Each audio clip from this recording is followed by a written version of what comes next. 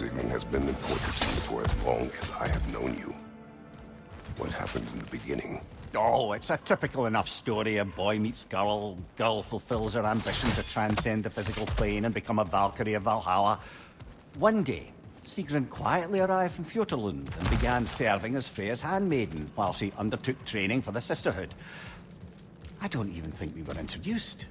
I just see her around the court. Of course, I'd observed her loveliness and impressive stature, but long before we fell to talking.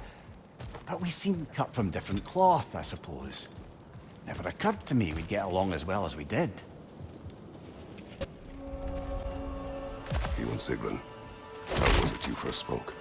Back when Freya was queen in Asgard, the better times, I mean, there really began to be some culture around the place. Poets, musicians, the odd contortionist would pay visits, perform, mingle. On one occasion, I'd taken a seat expecting to see this balladeer of the lowlands, when Sigrun walked in. Somehow more stunning than I'd ever seen her. And when of all places she chose to sit next to me, well, a lot of very interesting things happened very quickly. But I may need to collect my thoughts while you get us killed again. Let us get back to your memories of Sigrun. She sat beside you. Yes, she chose to sit next to me. No big thing, really. Yet, somehow, despite myself, I felt her rush in my stomach like I was a green lad again. Embarrassing at the end of the day, to be so simple. I made some remark, and I learned how it felt to make her laugh. And suddenly I felt more at ease.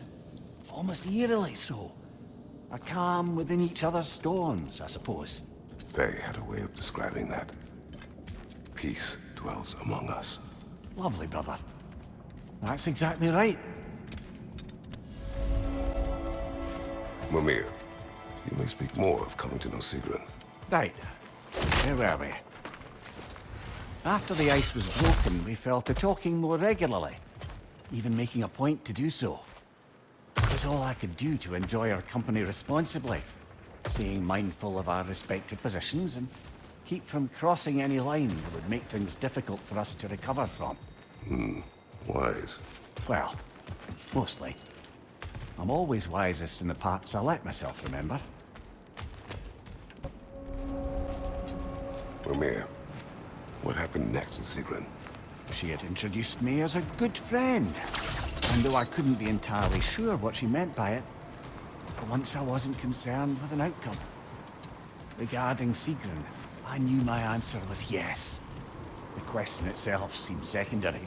You were not upset she called you friend. Show me someone for whom friendship means lack of love, and I'll show you someone who wonders why their lovers never end up being worth their time. Perhaps. But you did not express your feelings. Oh, I don't think she could have escaped noticing them. I just never asked her anything I felt sure she'd have to refuse. Your relationship with Sigrun. Why so reluctant to tell her how you felt? She was on the Valkyrie's path, preparing to transcend her corporeal form. That was her focus, her chosen purpose. I didn't want to suggest myself as an obstacle. I suppose I let some part of myself imagine she might recognize my affection, even reciprocate it. But now that we know what she was running from, obviously she'd never again risk choosing love over duty. A unique, heartfelt friendship, that is what could endure. And that is what I chose to embrace.